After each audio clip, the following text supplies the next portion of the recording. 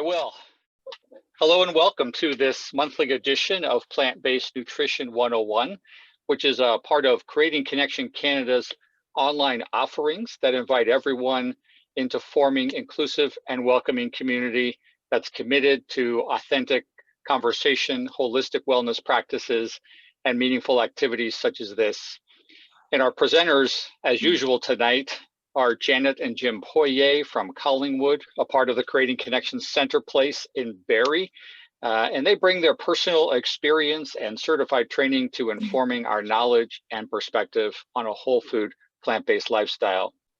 There will be opportunities for questions that Jim and Janet can answer throughout the interactive presentation tonight.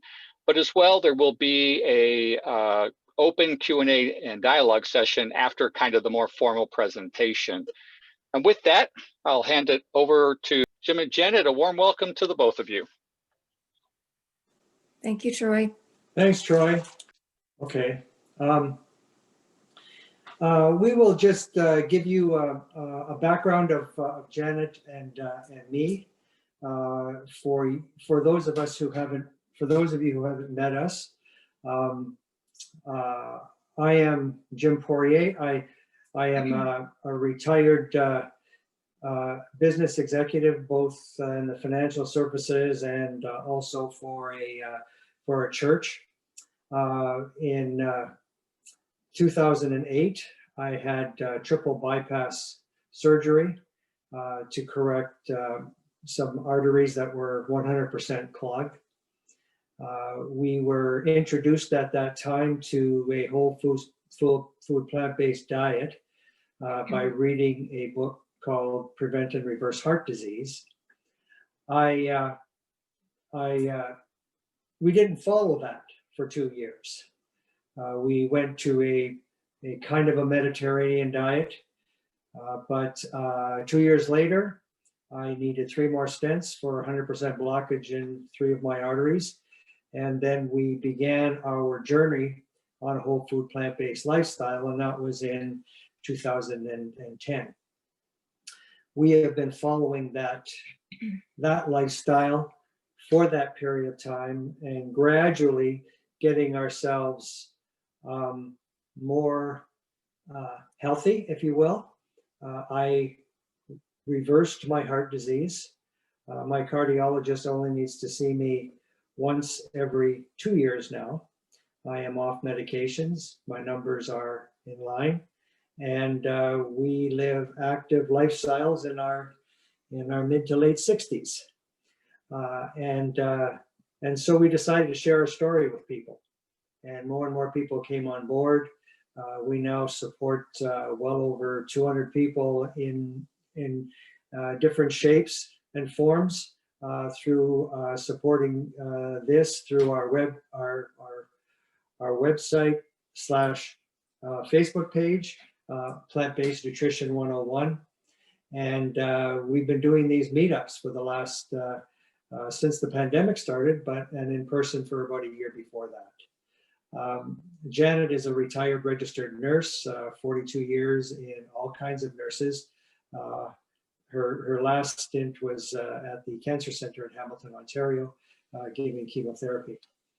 She has become certified in plant-based nutrition through eCornell, and she's the brains behind all of this. She is so dedicated to plant-based lifestyle and changing people's lives, and we'll be sharing some more information with you as we go through. But we have people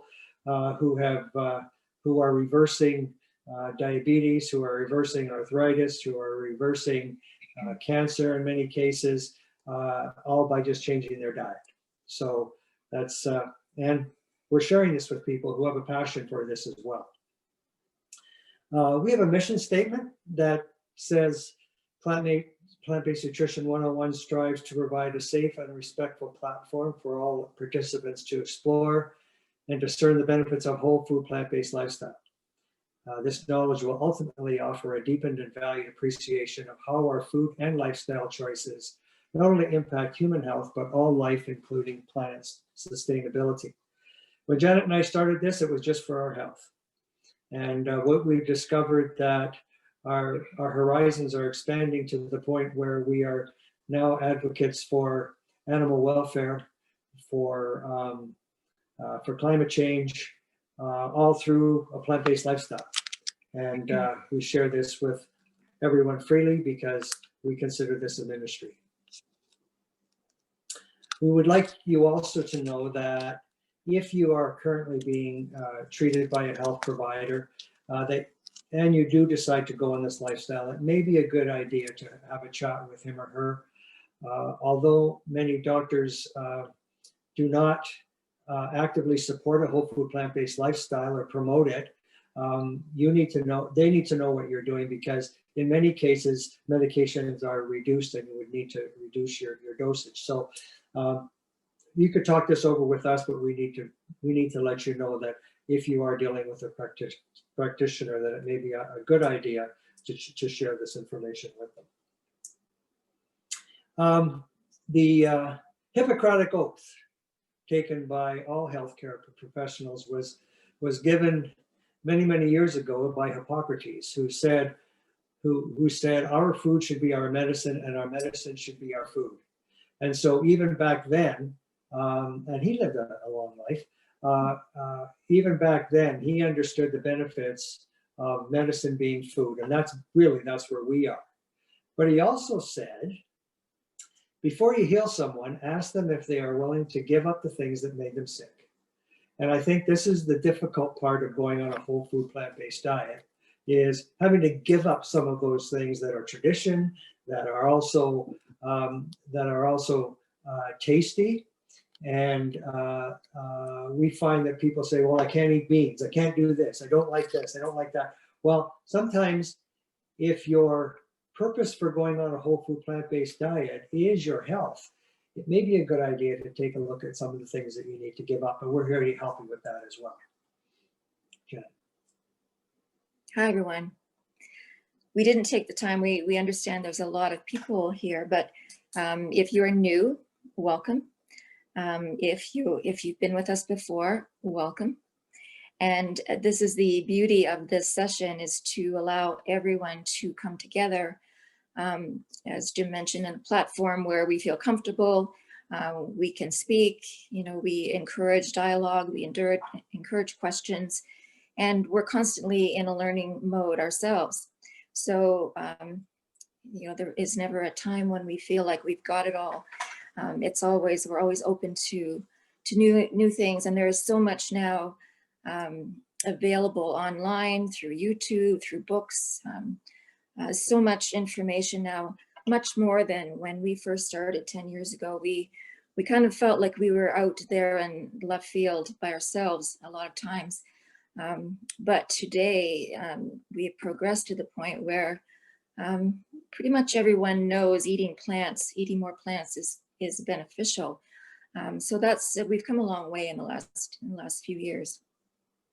Today we really wanted to speak with you a little bit about January. January, we often have new hopes and goals and dreams, and we can set our pathway hopefully in better directions. And sometimes, those things that we admonish or get in our mind that we want to get done and get going on isn't always easy. When we're choosing to eat in a different way, I've listed here essentials of optimal eating. So things that are important when you're deciding to do a plant-based diet. So we want the maximum health and well-being out of what we're doing. We want to minimize the risk of chronic diseases. We're hoping that we're getting what we need. We are told what to eat over the years, and suddenly, some of that is under question. So those are important things.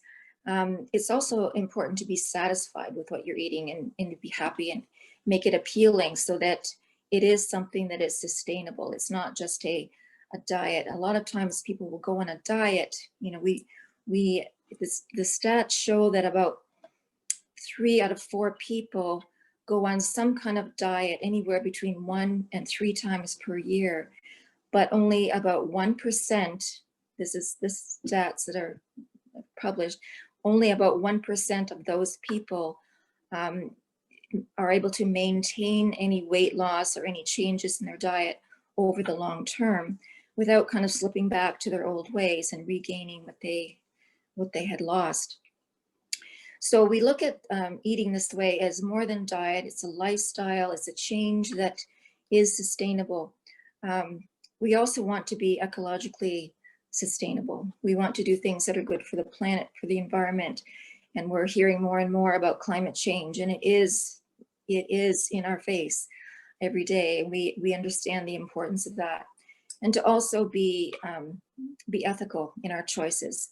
You know, we learned that we don't need to eat meat to be optimally healthy. In fact, eating less meat is more beneficial for us. So those things are important to look at when we're choosing a lifestyle.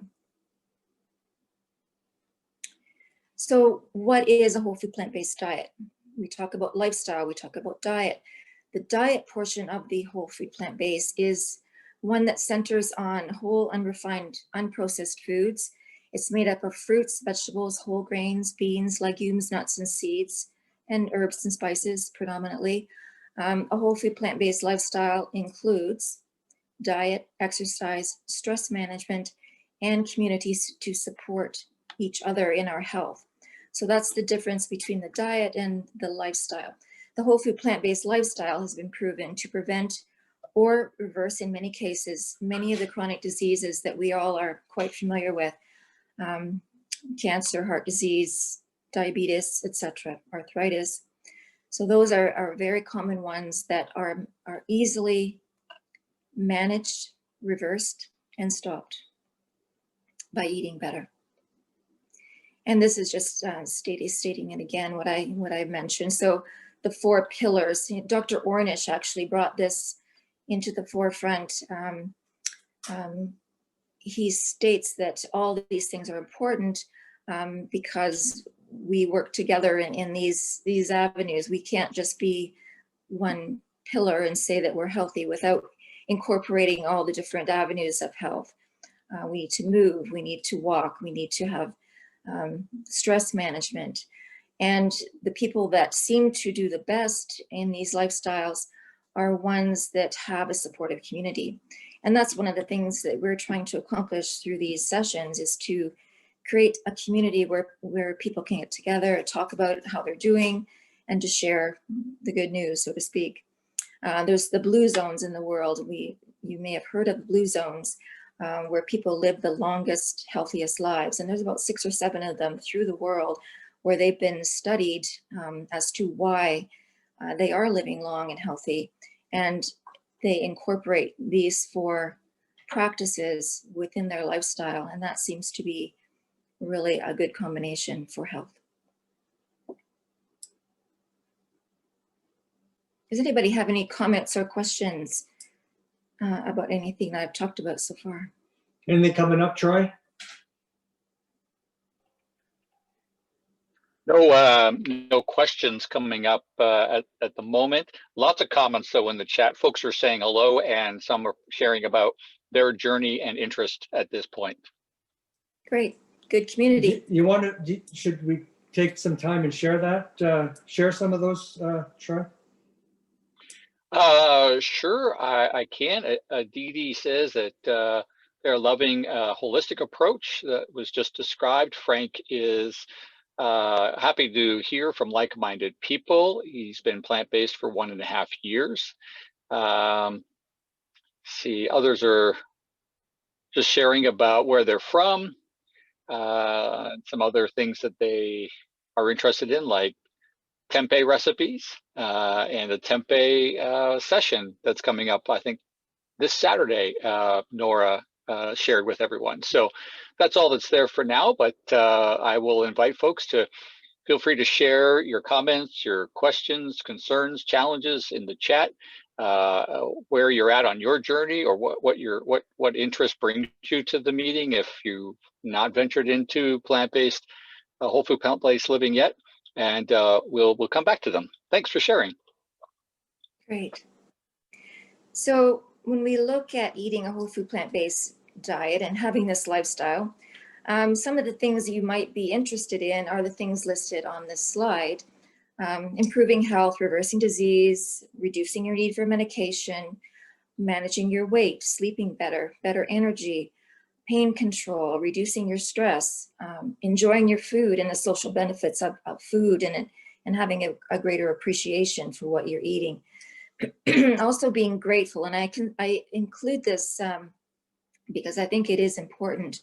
The choice that we make, sometimes they are difficult choices, but when you start to see the benefits and see what's happening and put it all together, it does bring a sense of gratitude for sure.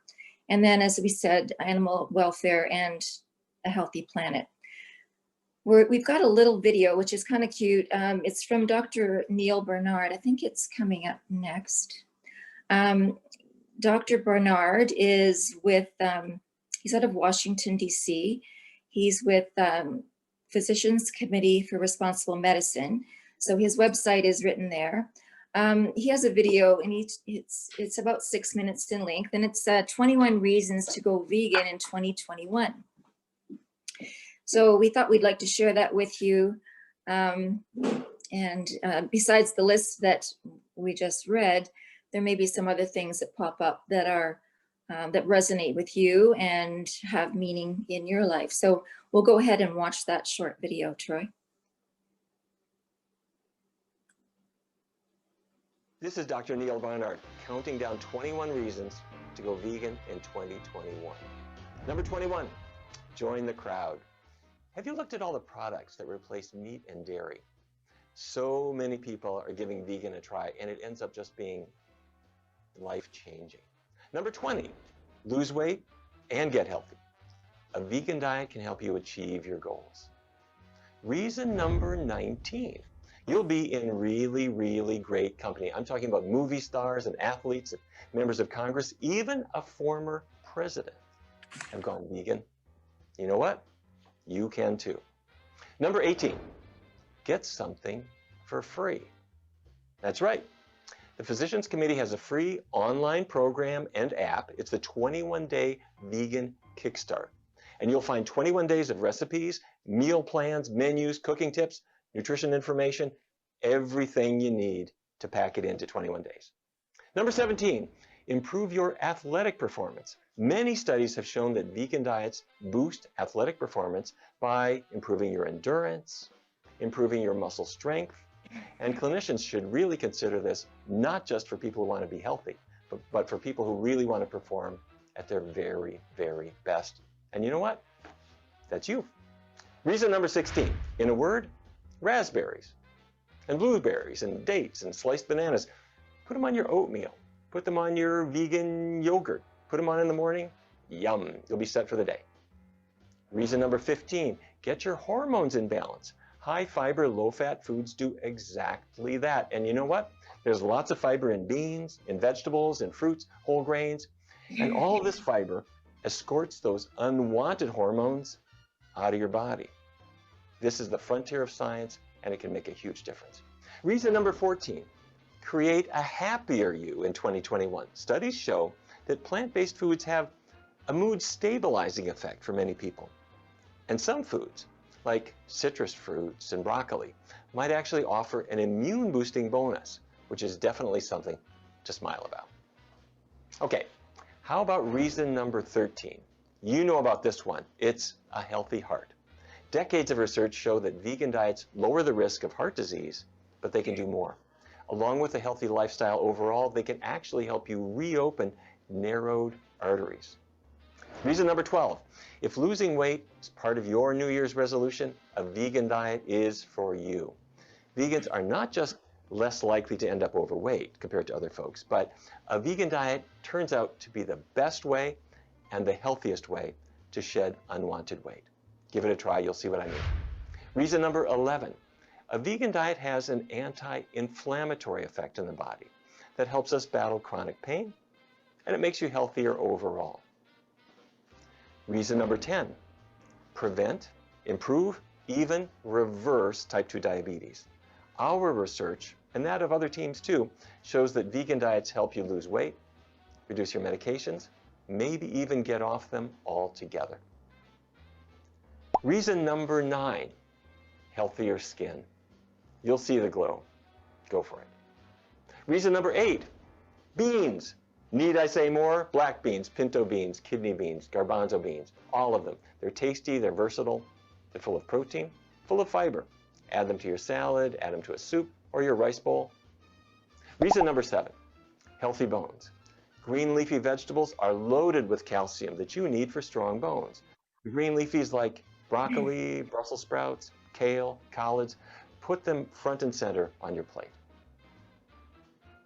Reason number 6, going vegan is, in a word, trendy. It will impress your friends and your family with what a responsible and compassionate and environmentally conscious person you really are. Reason number 5, keep your brain healthy. Getting away from animal fats and bringing in the fruits and the vegetables will help you protect against cognitive decline and even things like Alzheimer's disease. Reason number 4, boost your metabolism.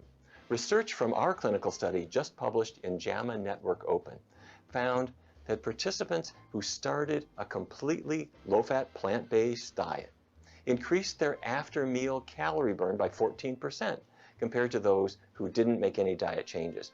And that means it's easier to lose weight and easier to keep it off. Reason number 3, fight climate change. A global shift to a plant-based diet could reduce greenhouse gases caused by food production by 70%. Reason number 2, have a heart. Americans eat 1 million animals every hour. And the worldwide total is, of course, much, much higher. And on their way to slaughter, animals have a miserable existence. Dairy cows too. A vegan diet is the most important thing that you can do to bring kindness and compassion into your world. Reason number 1, actually the most important reason to go vegan in 2021, is to build a better future. Let's build a new way of thinking, one that aims to protect children from the health problems that would await them. Let's protect our environment and let's respect animals all at the same time. Yep, let's get the animals off our plate and the future is ours. Thanks very much.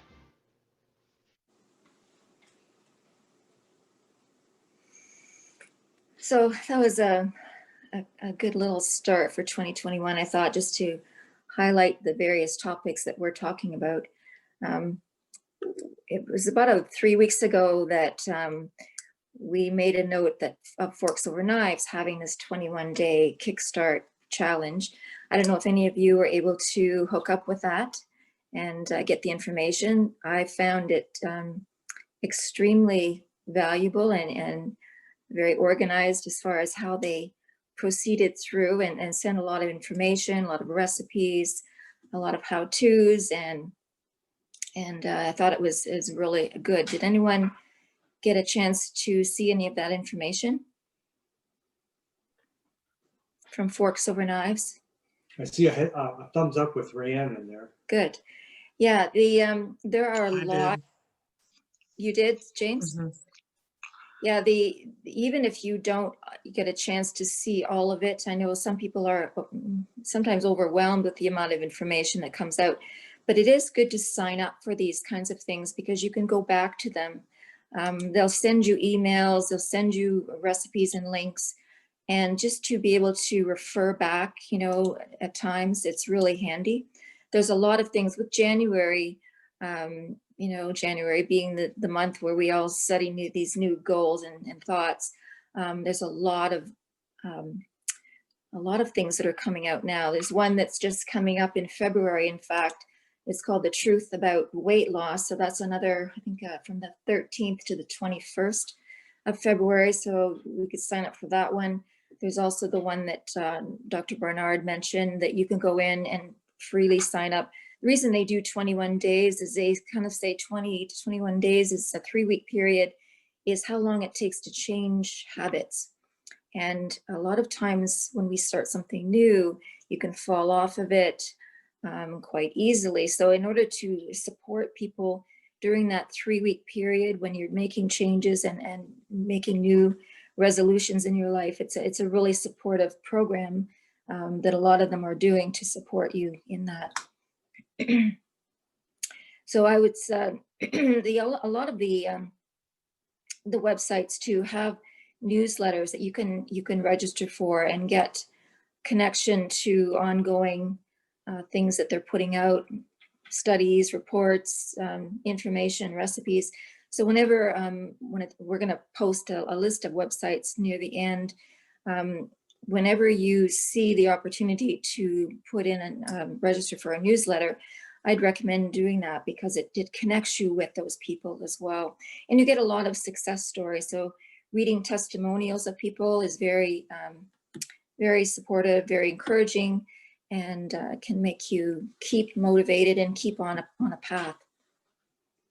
So this slide that Jim just pulled up here is, we just wanted to go over the different food categories. We say a whole food plant-based diet is basically fruits and vegetables, whole grains, beans and nuts and seeds and herbs, but there's a lot more. There's a lot of different food categories, you'd say, within a whole food plant-based diet.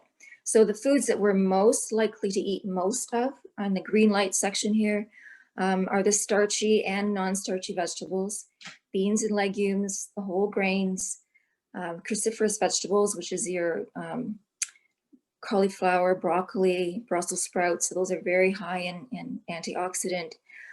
Fruits, spices and herbs, fermented foods. When you talk about tempeh, that tempeh lands in this category. So some fermentation in foods is really healthy for your gut bacteria and building a good, healthy microbiome. And there's certain supplements that when you are on this way of eating, you should not neglect, and that one of them is vitamin B12. I had a little frog. So B12 is something that we should include. The reason being, B12 is normally produced from bacteria in the soil. So the reason animals have B12 in the meat, they have eaten some bacteria in the food that they've eaten, and it's transferred into their flesh. So it's better to leave the meat off and just take the vitamin B supplement because you're getting the same value. You will see some foods that have supplementation in them, such as some of the non-dairy milks.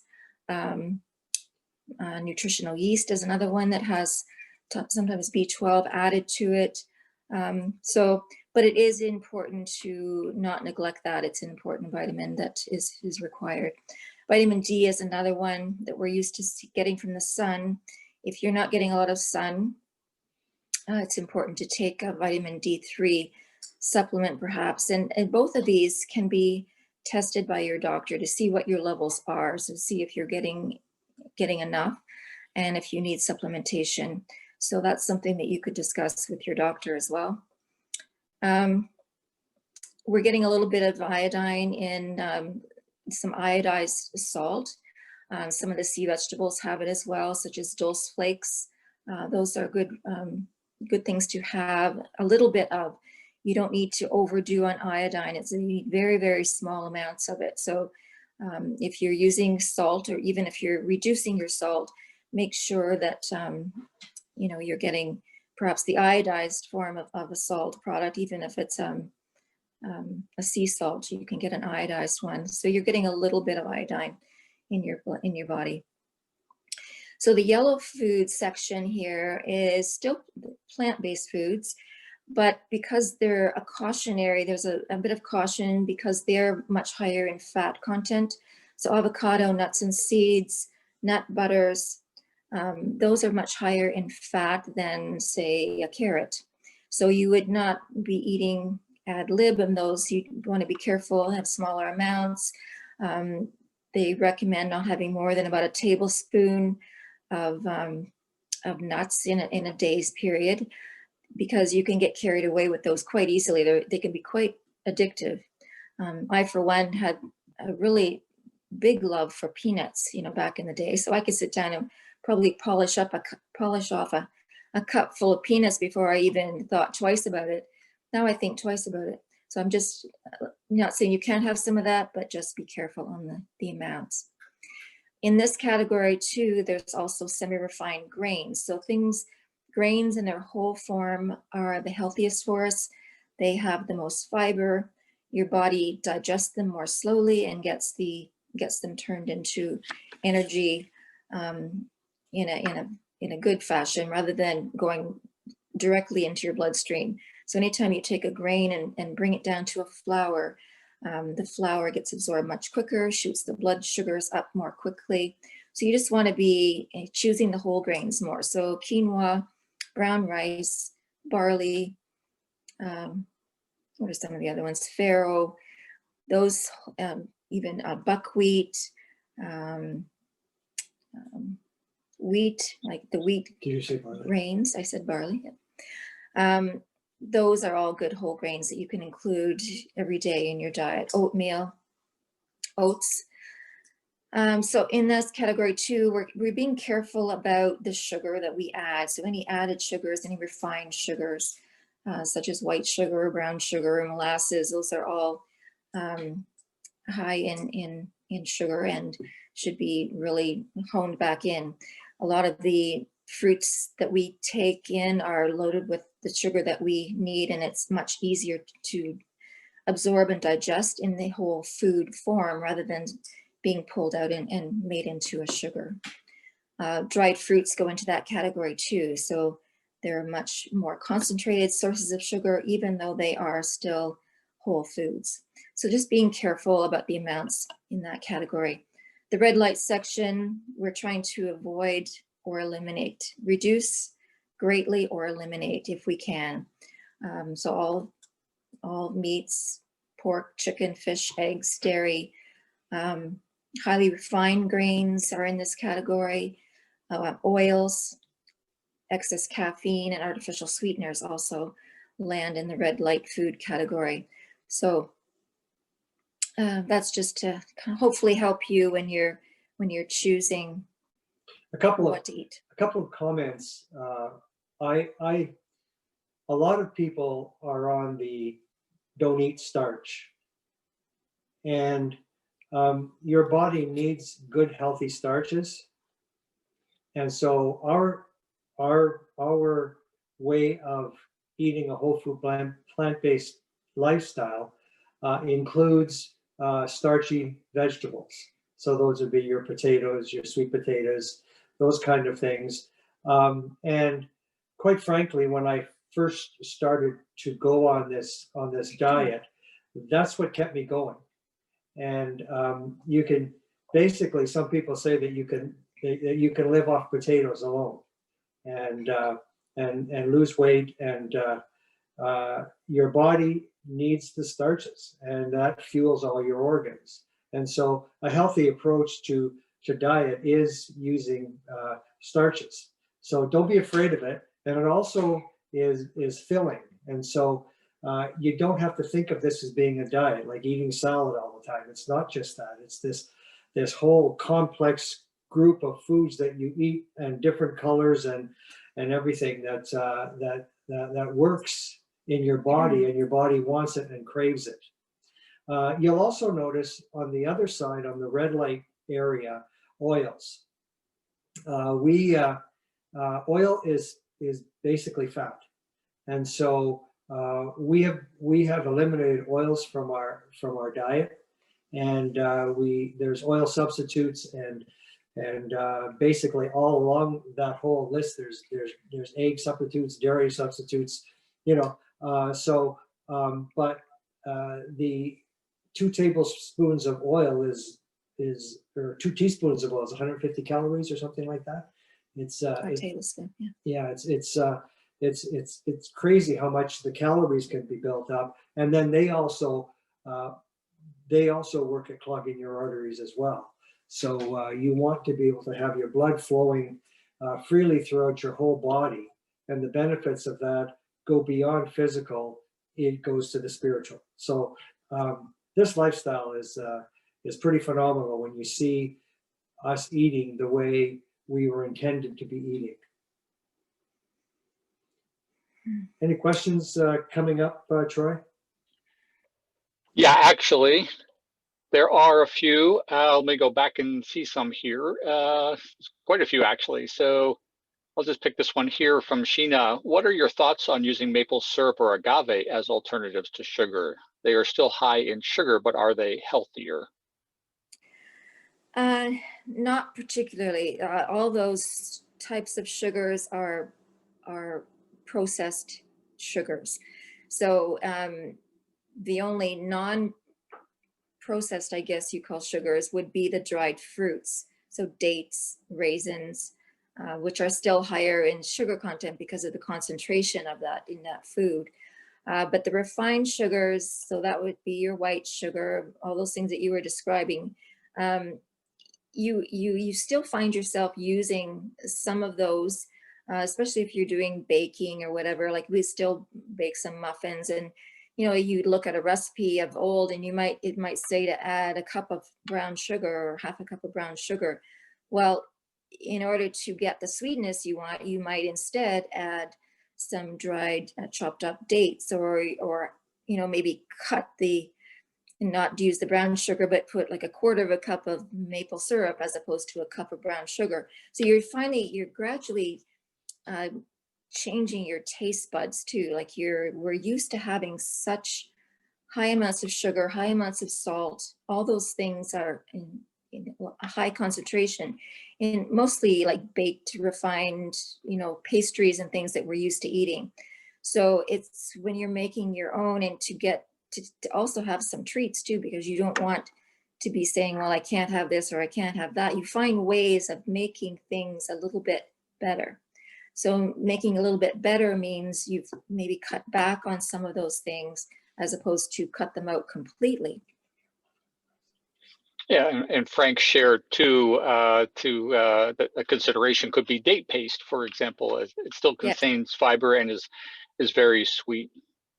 On the note of sweeteners and sugar, what about stevia? Does stevia come in the artificial sweeteners category? Yeah, stevia is one of those controversial ones. It is from a plant, it's from a leaf, like the stevia plant. As I say, it's controversial. All those artificial sweeteners are kind of frowned upon because the chemical content in them there's nothing really healthy about them. So whether they're unhealthy as far as driving, they say a lot of times we trick our brain with those artificial sweeteners that we put into things, thinking, we're getting something good and leaving out the sweet. But the trick that it plays on your brain is that your body's still sensing that it wants that sweetness, but it didn't get the satisfaction, so to speak. So there's a problem there, and just the chemical nature of those things. Stevia is one that's a little bit more natural, I guess. But even cutting back on all those just to have less sweet tricking your brain. We've found that we don't need as much sweetness in things to get the flavor and to get the real flavor of the food. It's not being altered so much by the sweet or salt. You're actually getting your taste buds adjusted to have less need for that sweetness. So, and that's addicting as well. And it's very addictive to your. Just go over that. Yeah. So keeping on that sort of theme of sugars, what about drinks? Well, someone's asking about drinks like kombucha and kvass, but also the whole fermented food kind of topic. Is sourdough bread a healthy fermented food? And someone commented it's usually made with white flour, but wondering if there is a whole wheat version of that. Yeah, the sourdoughs, the fermented foods are good for your gut bacteria. So we have made our own sauerkraut, which is one thing that we like to do. So having some kind of fermented food, even using a bit of apple cider vinegar in your diet. Apple cider vinegar is a fermented vinegar. which is very beneficial. So make some of your salads with apple cider vinegar. Using miso is another one. You can get miso, and it's a fermented grains, or like barley, wheat, the different grains that they ferment to make a miso, which is good for flavoring. It's got a bit of a saltiness to it, so it does add some flavor to, say, a hummus that you're making or a soup. The kombuchas and some of those kefir, some of those are from dairy, I believe. Kefir is a dairy-based fermented drink. You can get non-dairy ones too. Like having some of those, I think, is quite fine, as far as drinks. We really haven't used much of them, so I'm really not so up on what is available in the kombuchas and kefir category. We basically try and get the sauerkraut, miso, and tempeh is a fermented soy product. So it's like tofu, only it's fermented tofu into tempeh. So those are just really beneficial to your gut bacteria. Well, there's still a few more questions in the chat. I'll get to perhaps the rest of them at another break, but we'll just end maybe with this question, since we're kind of on the drinks category. What's considered excess caffeine? I think if you make a pot of coffee in the morning and you drink coffee all day, that would call that excessive caffeine. It's another one of those habit-forming drinks. So caffeinated beverages, sweetened beverages, they kind of drive our addictive nature. And so, we ourselves have a cup of coffee in the morning, but we don't drink it the rest of the day. It's not like we're going back to, the coffee pot all day. We drink tea. We would have tea, like herbal teas, regular tea, even like a tea bag and a big pot of water that is dilute. But we don't, people that I think drink a lot of pop, like a lot of Coke or caffeinated beverages that way, tend to have more, it's the addiction to those things that really is, I guess, more harmful to your body, is dealing with those addictive things. So really reducing or just getting rid of the caffeine if you can. A lot of people get headaches, and they react to not having caffeine. So your body is treating it like an addictive source of energy, and so that's just something to kind of get weaned off. Thanks, Janet. We'll hold the other questions in the queue, folks. Thanks so much, but we'll move on a little bit, and I'll try to get back to some of those other questions. And those of you in the chat who are, feel free to contribute your thoughts to those questions. No, Go ahead. No. Going back up. Where are we going? We're done those, eh? Yeah. Is that the slides we're done? Yeah, go Go back to you, Jim and Janet, then. down to 40. Okay, I'm getting there. I don't know what happened. Oh, I see what happened. I went flying down. Hang on. 40. I got time to throw another question in then. Sure, go ahead. Go ahead. Okay, where were we here? It's 44. What about protein supplements? Hmm. Oh, I was listening to a really good interview today, actually, from a dietitian. Juliana Heavers is her name. I would love to send that out to you, because she addressed that topic. So it's kind of interesting that we're talking about it right now. Protein is one of those parts of food that people have become thinking that it's the end all and be all and the most important thing on your plate. However, it's not. By eating a whole food plant-based diet, getting a broad variety of fruits and vegetables, whole grains, beans, you are getting ample protein in your diet without supplementing, without taking extra protein, without worrying about how much protein you're getting. So she covered it quite well today. And she said, you know, we've become so obsessed with protein, and people have been taught this by the media, by the meat and dairy industry. We have been hooked, hook, line, and sinker, so to speak, that protein is so important to get extra of. And even Dr. Campbell, when he did his China study, he did it on protein and study of protein, and found that excess of protein in our diet is actually very harmful, cancer producing, inflammatory, and it's not a good thing. So, you know, that's kind of, and she did talk today too about doing the protein powders and those things that you buy, and it's a multi-million-dollar business. So same as lots of other things, the media has hyped this up that it's important.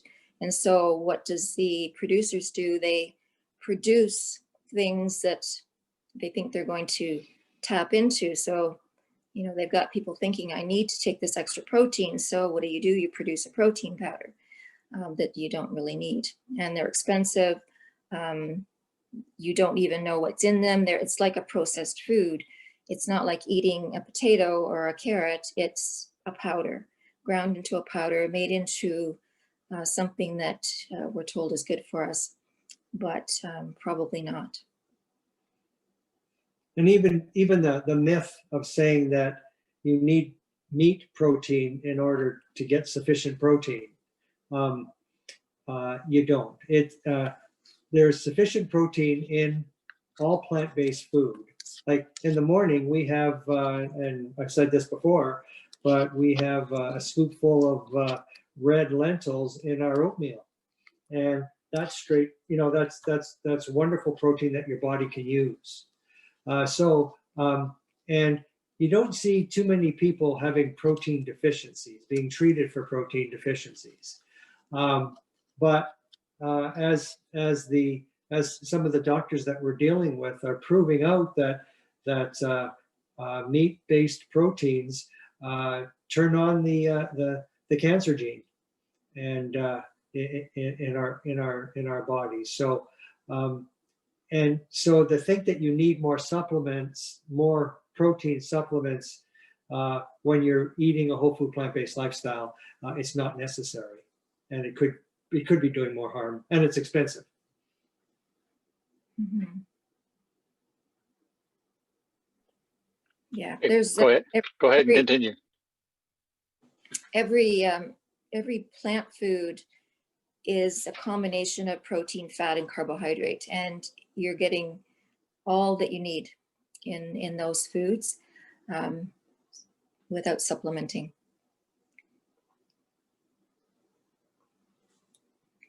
So yeah, you know, within I know some of you people are new, and I don't know where you are in your journey of eating this way or just learning about it. It is difficult within an hour or two to teach you everything, you know, like teach you everything that you want to know within a short period of time. That's why, you know, we comment often about the sources of information, where to go, where to look, how to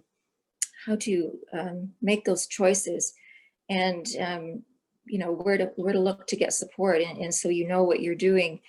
You know, we can bring up lots of things, and we don't want to get you discouraged or feeling like, you know, now I don't really know where I'm going. I've got a little bit, but I don't have it all. You can't learn everything in a day either, and it takes some practice, and it takes some patience, and there is, as I say, a lot of information which we will be sharing with you that you can look up at home. As I said, the summits and hearing people talk, going on YouTube, the people that have written books, the list that I'm going to show you at the end, if you went and took every one of those people and looked up their website and entered that, you know, even a couple of them, like the Forks Over Knives one, the one that I sent out for the 21-day challenge, you know, that website is phenomenal as far as teaching. So just to let you know, it's, you know, we're scrubbing the surface in a lot of cases on these topics, and it's interesting to talk about them for sure. That's why your questions are so important. Yeah, your questions are important because it gives us an idea of, you know, what to talk about. And Janet, I've posted your email address in the chat if they want to send you questions and dialogue with you. Also, I'll post in the chat later too that many of these topics have been covered in past sessions, which are available for view on our Facebook and YouTube channels. So you can always go and catch some of that information there as well. Good, thanks, Troy. So, you know, we go back to the whole making choices and new beginnings, and you know, we have to start somewhere, and it's never too late to start. And even if you've started and stop, like restart again. You know, don't throw up your hands and give up. It's a journey for sure. It's fun. It's once you get going, and it's challenging, but an interesting challenge because you're learning a lot of new things, which is really good for you. So going back to some of the reasons why, you know, why do we make choices? Most people want to lose weight. One thing that this dietitian talked about today was the whole fact of weight. You know, there are 2/3 to 3/4 of the population of people are either overweight or obese. And you know, the whole fat shaming thing or calling people out, or it's become kind of really tricky to even address that topic of weight loss without making somebody feel bad, it seems. But weight is such an important factor for health. It turns out to be like if you are overweight or obese, you are 2/3 more likely to get cancer. You are 3/4 more likely to get heart disease. So weight loss is connected to health, hormones, all the cancer-producing chemicals that your fat stores store, toxins that reside in your body. So weight loss is an important reason to get healthier. And getting healthier is one thing that people do want to do. Health is important, and we found that out with our journey.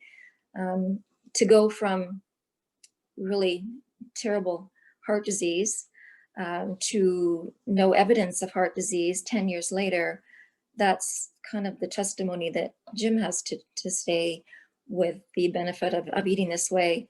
I had quite bad arthritis in my hands, which I do not have an ache or pain on my body anymore as a result of eating this way. So, you know, health is important. You know, animal rights, the environment, sustainability, these are reasons why people say, well, I want to do this, and why it makes sense for them. So the things that might be stopping us, you know, we all have these preconceived thoughts about food and the things that we need to eat or think that we should have, that we're supposed to eat. So learning new things, even this nutritionist today, the dietitian that spoke today to me, she said she has never stopped learning. She has her degree in nutritional science. She learns. It's an ongoing thing, and doctors, you know, she teaches doctors. She's written papers, she's written books, but she says you have to always keep an open mind because there are always new things being discovered, and you'll never get to the point where you think, well, I know it all now, I don't have to learn anymore.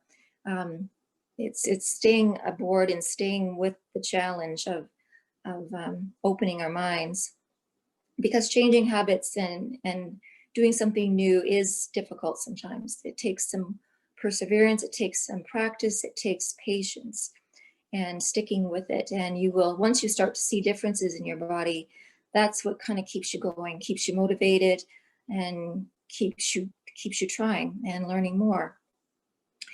We also deal with the judgments of our family and friends. You know, people look at you and think, oh, that's kind of crazy, or I couldn't do that, or I couldn't give up cheese, or all those things that you hear. You know, it makes it a little more challenging, but once you learn about it, you know, the knowledge behind it, the information behind it helps to make it more sound and make it more real to you. We'd have to learn new skills. Some people find it hard to change their cooking habits because now I have to cook with no oil. So what does that mean? You know, things are challenging at times. Did you have something to say? Recipes are available. Yeah, the recipes are endless. Being a part of Plant Based Nutrition 101, which is a Facebook page that you would want to hook up to, you know, people post things in there. There are other Facebook groups, many of them, the Health Forks Over Knives Facebook group is excellent. And people ask questions, the conversations go back and forth, people post recipes. There is so much support and information through the Facebook group. So I would suggest joining a couple of those. You know, what's stopping us? Failure to succeed. We might have tried something in the past and we fall off. And so we give up. And you read stories of people that have lost hundreds of pounds and maybe stop and gain it back and then get back on again. So it's, you know, because of foods are habit forming, the salt, fat, sugar content of foods really keeps us coming back. So it's actually, it takes some time to reduce those cravings, to get rid of some of those addictions that we have within the food categories. And so it's, it makes it challenging. Yeah, the next, what's the next slide, Jim? Yeah, there's a video that I wanted to show you when it comes to making choices. I liked this little video. It is from the Real Truth About Health conference. And that's a conference that's held yearly. And I would recommend, if you see that, I will put a link up. They usually have it. I think it's in February or March coming up. It's a yearly conference, but they talk about every subject to do with plant-based eating, environment, animals, everything. It's a very broad conference. So it's doctors, dietitians, environmentalists. This is this little video that we're going to see is a Dr. Goldhammer. He's out of California. Brenda Davis is a registered dietitian who is Canadian. In fact, she has a lot of information on her website as well, and plus YouTube's. And Dr. Esselstyn has a part to play in this. And Dr. Esselstyn is the doctor that we first started out with the Prevent and Reverse Heart Disease book. So he has a part to talk in this. But the main emphasis of this talk is actually Brenda Davis, and her story kind of was motivating to me when I hear her talk, because it's you know, our people in our family, our friends may feel the same way as what you're going to hear about. So I hope that we can talk about that after the video. So maybe we'll take a break and check out the video. So my message to patients is that as important as these larger external environmental issues are, that they can perhaps have the biggest effect on the external environment by beginning to focus on their internal environment. And the way that you resolve your internal environmental imbalances is through diet, sleep, and exercise. And that the type of diet that's going to be most effective at producing a health-promoting internal environment is a whole plant food diet that also eliminates the addition of salt, oil, and sugar. That's it.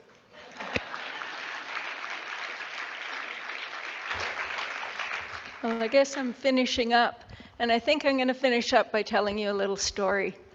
So this story happened about 40 years ago when I was in university, and I was visiting my parents, and my dad, he loved to tease me about my interest in nutrition. And I remember him walking by. I was actually standing in the kitchen making lunch, and he walked by me and he stuck his belly out as far as he could, and he had 2 cigarettes hanging out of his mouth and a bag of chips in one arm, bag of licorice, all sorts under his armpit, and a 2-liter bottle of Coke in the other hand. And he looked at me and he just had this big cheeky grin on his face. And I just, of course, gave him the look of disgust. And a couple of hours later, I went and talked to him and I said, I don't understand why you're doing this. You know, we want you to stick around. We want you to be here for the long haul. And he said to me, he said, you know, he said, I'd sooner live 50 years doing all the things I love to do than live 75 having to give up my freedom to do what I love. And he said, you know, I could get hit by a truck tomorrow. And I looked at him and I said, I know, Dad, but it doesn't mean you have to walk out in front of one. And the reality is that probably about 80% or more of the chronic diseases that are killing most of us are entirely preventable. It is our choice. And I think the thing that prevents people from making the right choice is that a huge need to belong to their tribe. And as we see mainstream shift, it will get easier and easier for people, and we need to do everything we can to make it easier. And the reality is, when we make a choice for our health, there are consequences beyond ourselves. And the consequences were very eloquently laid out by the other speakers. The consequences are, we preserve this planet for future generations, and we remove, to a large extent, the suffering of the 70 billion animals that are slaughtered on this planet every year for our food. To me, it makes no sense that we cause pain, suffering, and death to other living beings when it is not only unnecessary. We are destroying our planet in the process. We have a choice, and we need to make the right one for ourselves and for every other being that is on this planet.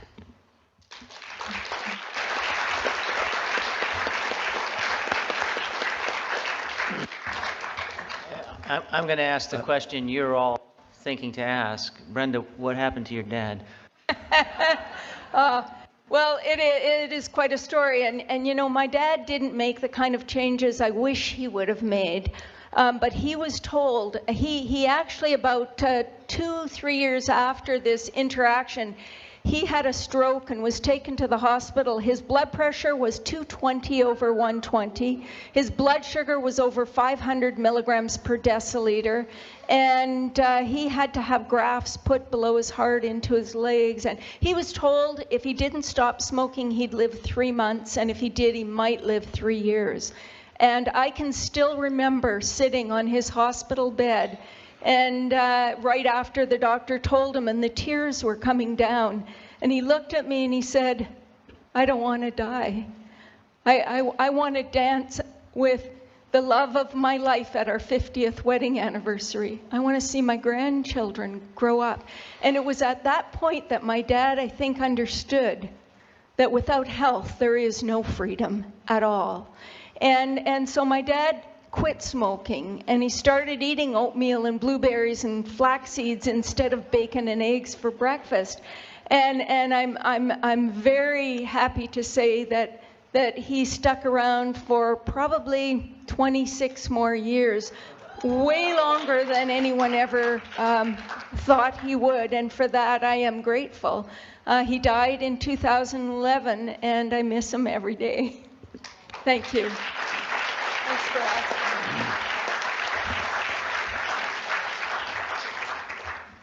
I've been listening to the others, and I thought that the way I'd like to make a few comments about why it is that a general surgeon gets interested in nutrition.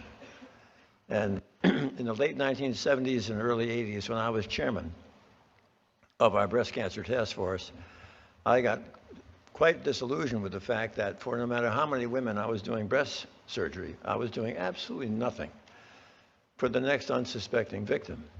And that led me to a bit of a global research, and it was really quite striking to find that there were other cultures where indeed breast cancer rates were 30 and 40 times less frequent than the United States.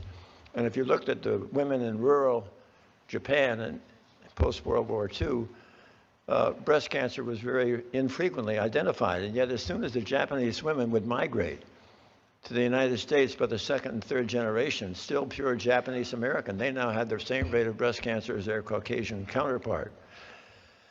Perhaps even more compelling was looking at Japan. In 1958, in the entire nation of Japan, how many autopsy-proven deaths were there from cancer of the prostate? Well, 18. That was the most mind-boggling public health figure I think I've ever encountered.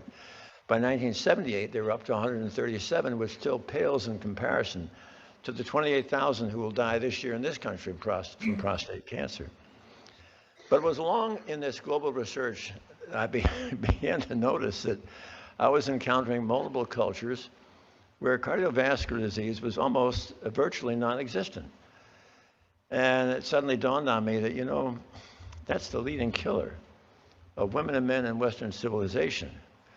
And really, it would be probably much more bang for the buck if we could do research on cardiovascular disease and show indeed that we could not only halt it but reverse it.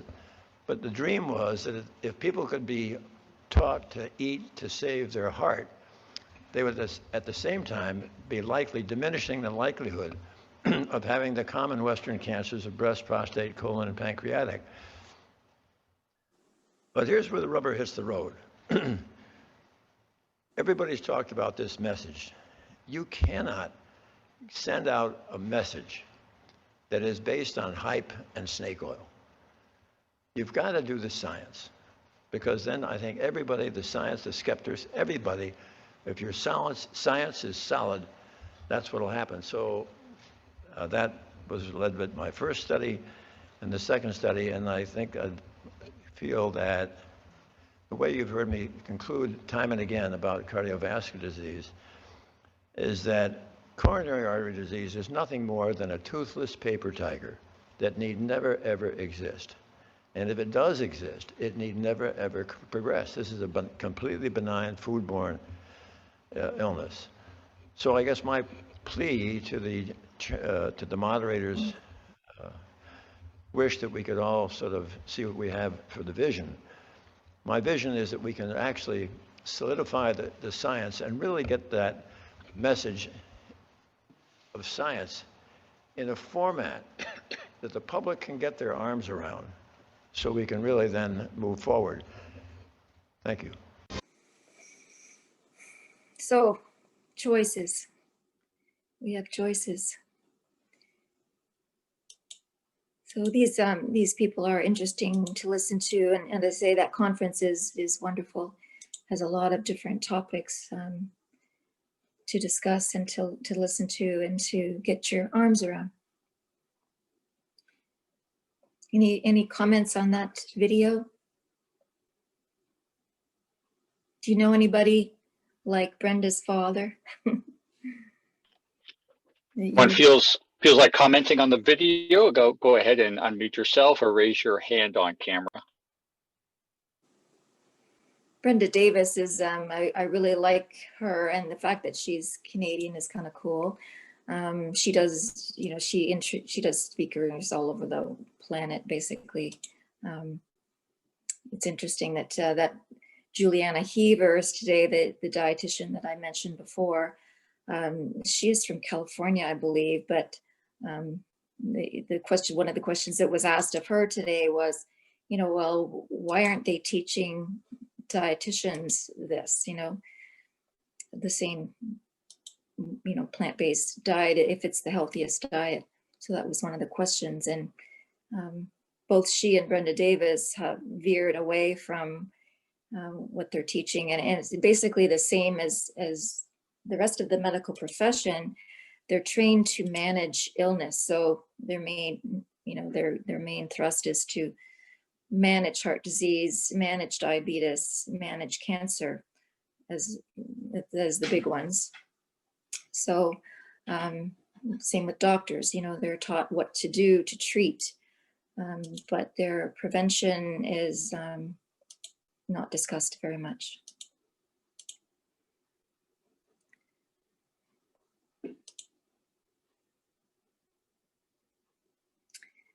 So we, to make positive steps, making choices is about making a plan, believing in the plan. What is the reality you're looking for? Why are you making the plan in the first place? You believe in a good outcome. We need evidence to make it feel right. The scientific evidence that Dr. Esselstyn just spoke about, something that is proven, that is successful, and people have success stories with that evidence-based science. We need to develop a strategy. So setting goals and making a plan, and you can believe in something and never get around to it. But actually stepping into it is an important step. So setting that goal, making a plan, and to assess yourself, what is holding me back? What is going to motivate me? How am I feeling while I'm going along? How can I make changes to make it better? Who can I speak to that will support me? All those things as we assess, is our plan successful? Are we doing the best to make the most chance for success? So always evaluating yourself, always evaluating the goals, setting new goals. When people talk about going on a plant-based diet, there's also a lot of discussion about whether to just jump right in or to make transitional steps. And I think that is a very individual process and a decision that you have to make as an individual. Some people like to make gradual changes because they think they couldn't succeed if they changed everything all at once. And that may be the case, depending on your personality. You could, the one thing that the Forks Over Knives plan did this past 3 weeks was actually start off with concentrating on one meal. So they started with breakfast. So if you change one meal a day and you do that for a week, and you have different things that you include in your breakfast plan, and what are you eating in that day, and one thing, we're going to talk about some habits that help you stick to goals. And so having the kind of boredom, I guess you might say, in a plan, repeating your things over again helps to just solidify the decision making. There's so many decisions to make about food in a day. I've heard people, presenters say, we make sometimes 200 food choices in one day alone. It's not something that, if I compare it to smoking and I want to stop smoking, well, I don't have to smoke to live, but I do have to eat to live. So the comparison is difficult to make there, because we do have a lot of decisions to make. We can go off course pretty quickly or not, depending on our plan and our strategy and our goal setting and how we're doing. So we'll go on to the next one, Jim.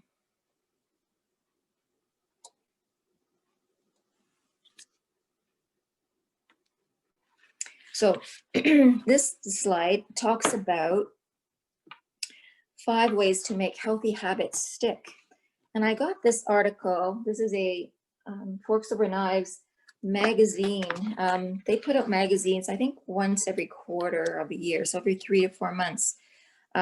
These magazines are chock full of lots of things, from articles like this to recipes to stories to they're loaded. This book was fantastic. It's like a textbook almost. So if you ever see that in a magazine rack, might be fun to pick one up and take a look at it.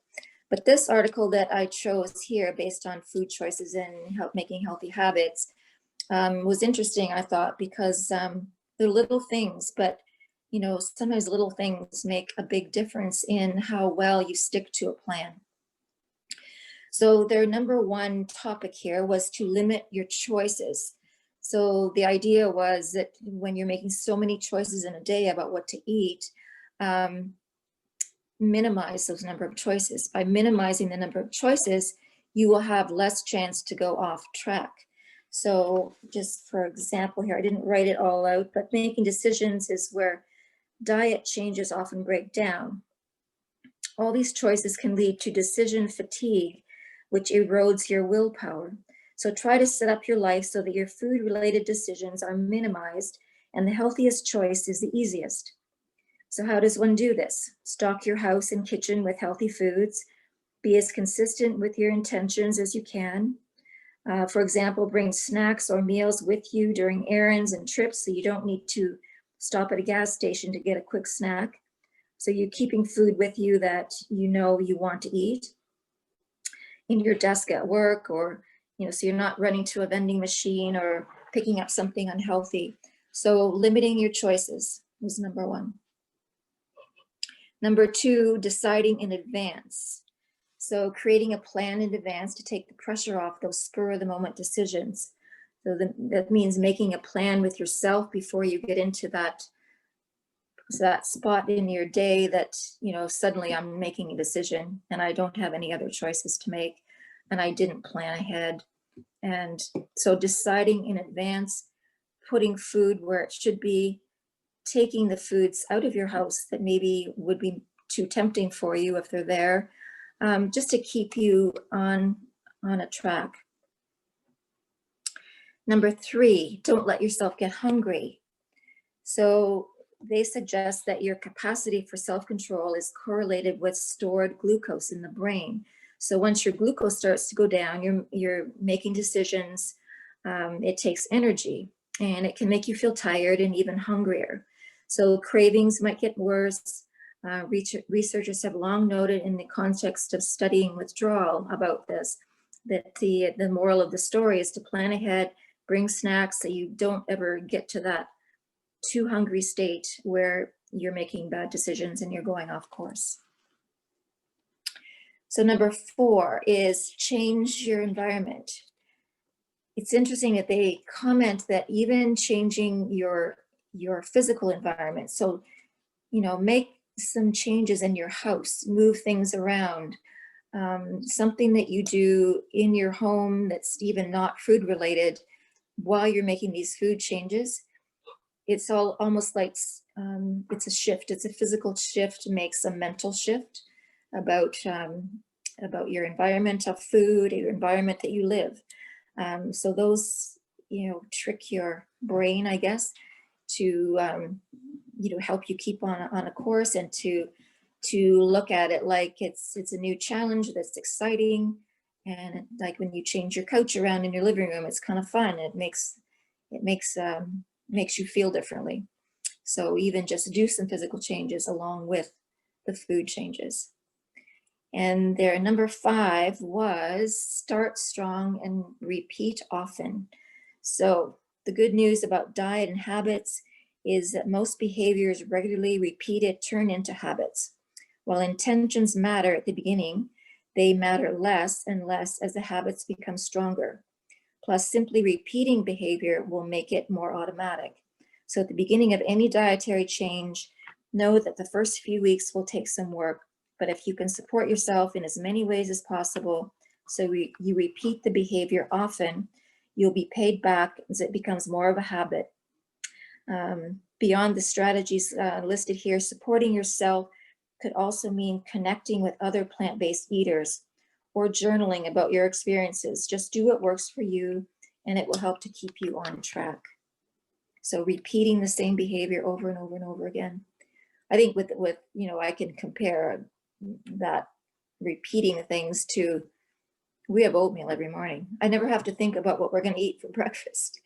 And we could have pancakes, or we could have different things, but we've kind of gotten into a really good habit of knowing what we're eating is good for us. Some frozen berries, some oatmeal, some flax seeds, some plant-based milk, some fruit, cinnamon on top, like it's delicious. So, getting into a habit that becomes a routine it just feels normal, it feels right, and it feels like you're making progress. Any thoughts about those 5 healthy habits?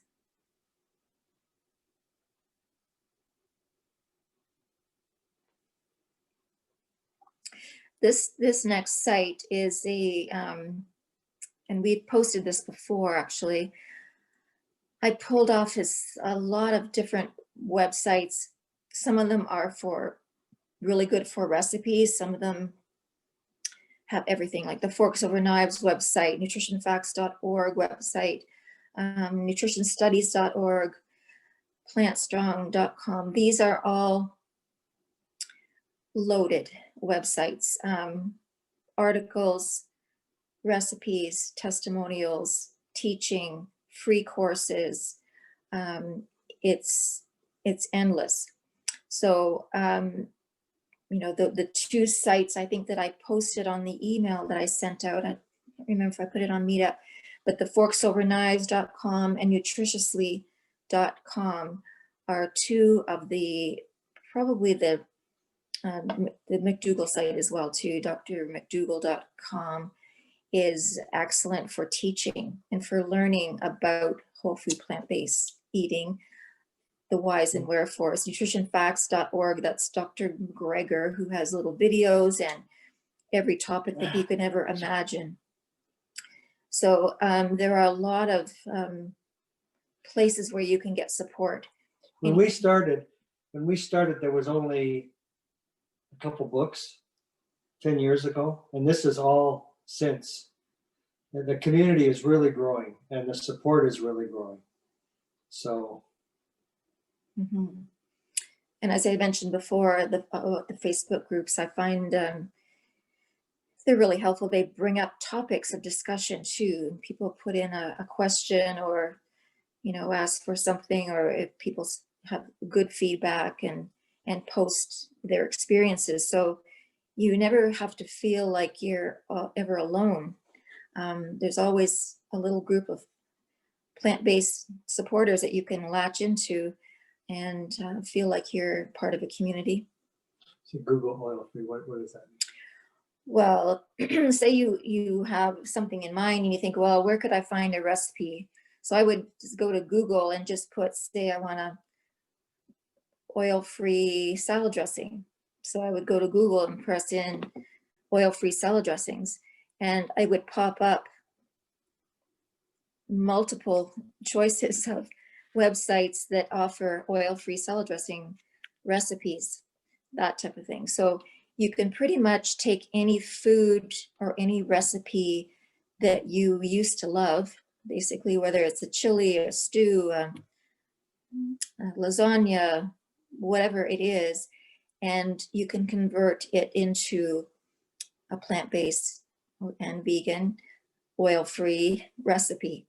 So the one article that was posted on the Forks Over Knives site, it went into all that, like how to change the most common recipes into plant-based. So it had all the substitutes for eggs, all the substitutes for oils, all the substitutes for dairy products. So I would love to send that to you. It's on the Forks Over Knives site, and anyway, I can get that and put it out there. But it had a lot of information just for these things, how to cook without oil. So there's endless support for you. So books and cookbooks, you can buy cookbooks, you can see them on the bookshelf. Make sure you're looking for things that are more oil-free. If something calls for oil though in a recipe, just leave it out. If you can saute your onions and garlic in water or vegetable broth instead of oil, you just don't need to use it. You just substitute something else or leave it out completely. There are documentaries, many of them. We started out watching the Forks Over Knives documentary, What the Health, The Game Changers. There's vegan Vegan 2019, vegan 2020. You know, there's a lot of information there. There's a lot of challenges like the ones that we talked about from the different organizations that are going to support you and send you information. Any questions about any of those lists or where to look or We can move anything at into all? discussion now. Yeah. Yep. Next meeting, February 18th, everyone. Well, I've got some questions in the chat, so maybe I can bring those up. And I'm just going to take a moment here and spotlight you, Jim, now that you're back with us, so people can see your face. Ta-da.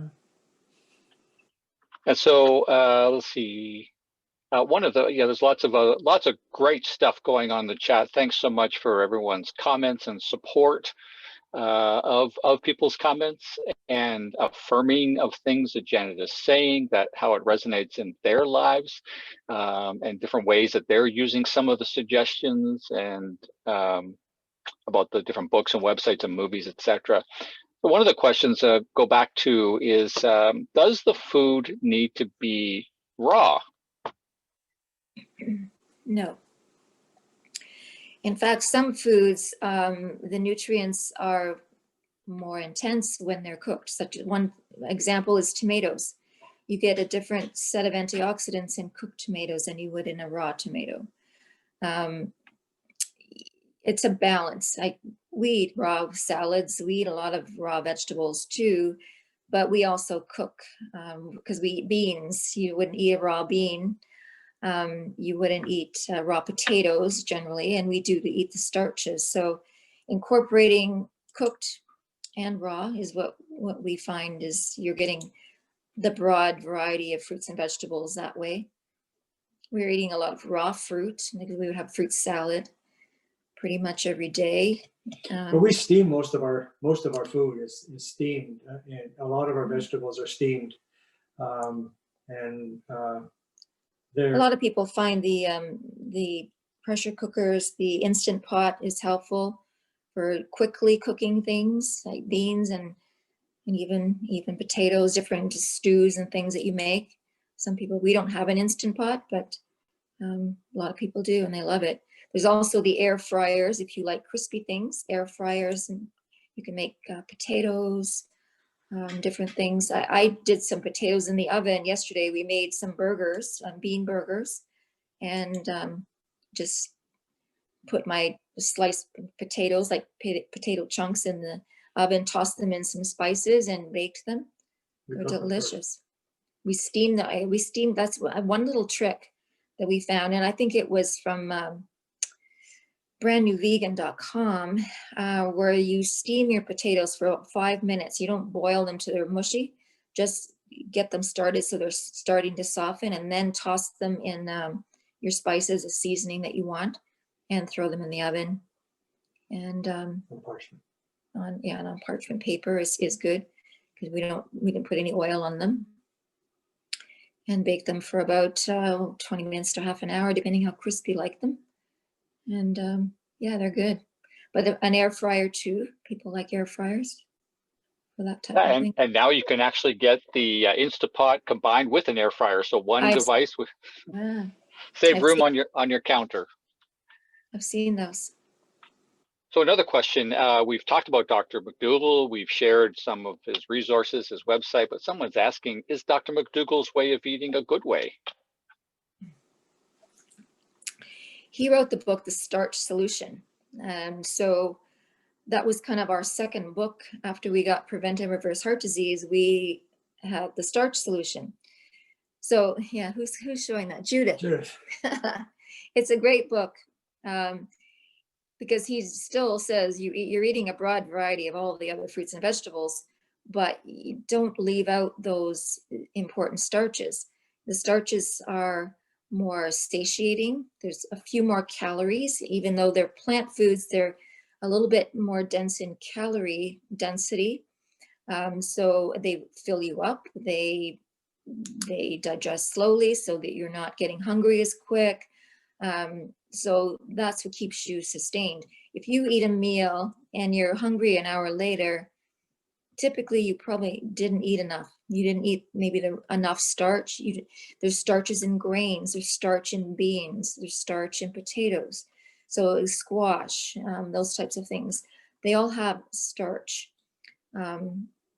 Sweet potatoes is another one. So if you're including in a meal some starchy food along with your fresh fruits and vegetables, or your non-starchy vegetables such as your salads, your carrots and broccoli, cauliflower, those types of non-starchy vegetables, you're including a lot of those in, along with some whole grain, along with a more intense starch, say, you're getting a broad variety of things. So even the Canada's Food Guide this past year came out with their guide said to eat half your plate full of fruits and vegetables, a quarter of whole grains, and the other quarter with a more intense protein source such as beans. Now that they did not eliminate totally because they couldn't, but they said to reduce the meat in that section as much as you can, like have more protein, plant-based protein sources as much as you can. So, but your plate basically is, 3/4 plant-based with whole grains, starchy, non-starchy, and a bean, and then your fruit. My testimony of Dr. Mcdougall would be that when I started to go on this lifestyle, I went into a bit of a depression because I thought I could only eat salads or broccoli or whatever, and I didn't realize the possibilities that were there. And so Dr. Mcdougall's book, The Starch Solution, helped me move through into a more whole food plant-based lifestyle because his recipes were very filling, comfort foods kind of thing, which a lot of us really need. So I personally swear by Dr. Mcdougall. I think that I credit him with getting me through this initially with his book, The Starch Solution, because half of it is theory and the other half is recipes. And then him and his wife went into a couple more recipe books, and they're delicious. And it's just good food. I lost 30 pounds my first 3 months or whatever, and I didn't even try. I didn't even think I needed to lose weight, but it's just a great way to feel full and to get the comfort food you need and get healthy stuff. Mcdougall is great, and he's got a great YouTubes and website and everything like that. His website is packed. Go to drmcdougall.com. His website is full, and it's a lot of teaching, a lot of science, a lot of information there. And read some of the testimonials. He calls them his Mcdougallers. A lot of the testimonials are really powerful stories of people changing their lives as a result of eating his way.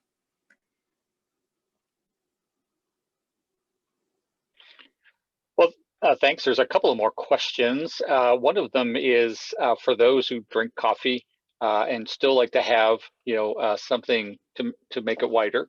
Are there plant-based coffee creamers? Are they good and healthy? And which ones would you recommend, if at all? Well, there's non-dairy milks, and some of them are creamier than others. So you've got almond milk, soy milk, oat milk, cashew milk, different ones. And so it's really determining what flavor you like. I find some of them are creamier than others. The oat milk is a creamy consistency, and so is soy. I find soy milk just a creamier consistency. It is higher in fat because it's made from soy, and soy is one of the higher fat beans.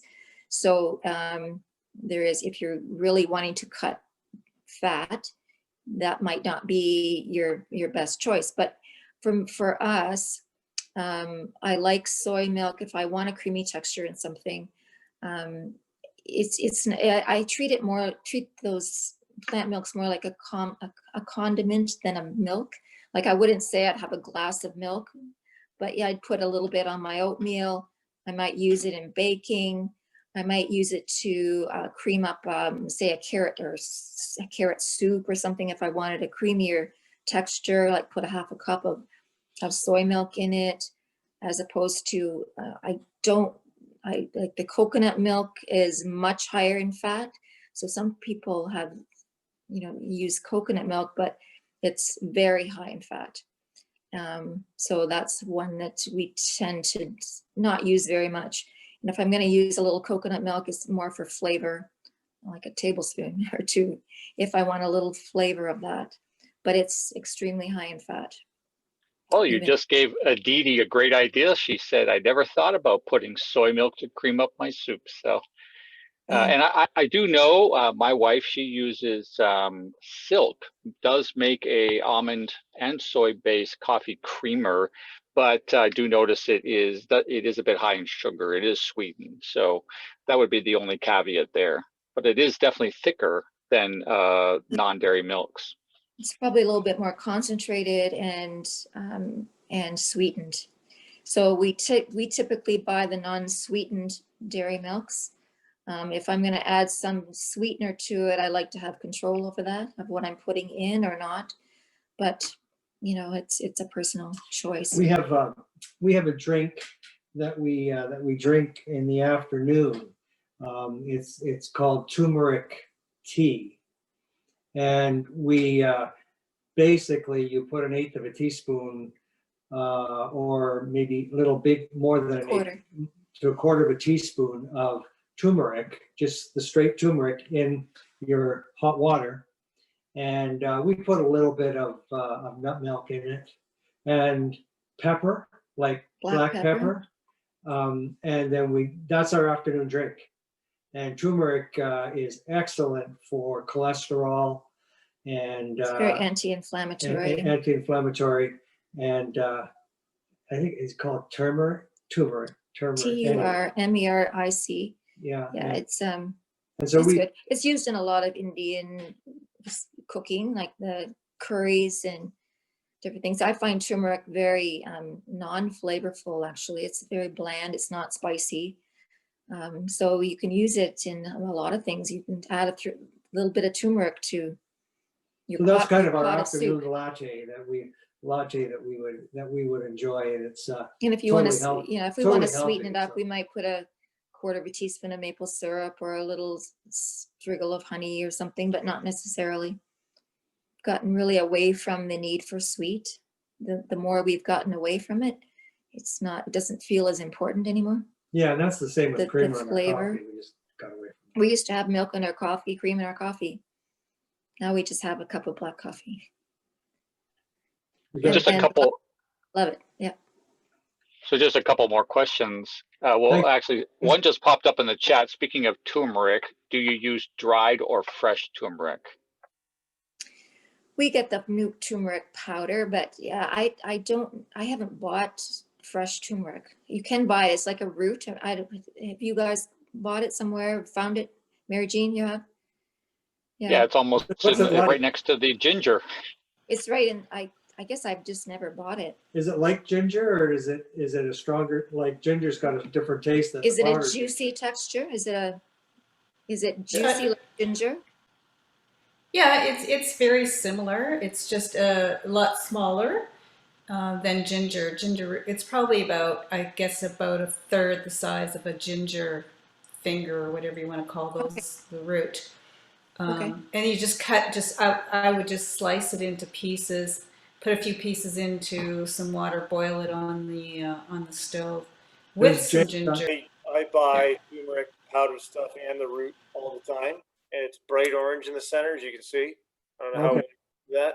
But it tastes like turmeric, because I make a yellow tea quite regularly as well. I do turmeric, cinnamon, a little bit of ginger, and I make directly with soy or almond or whatever. I don't use water. I heat the milk right on the stove and put it all in and whisk it like a latte.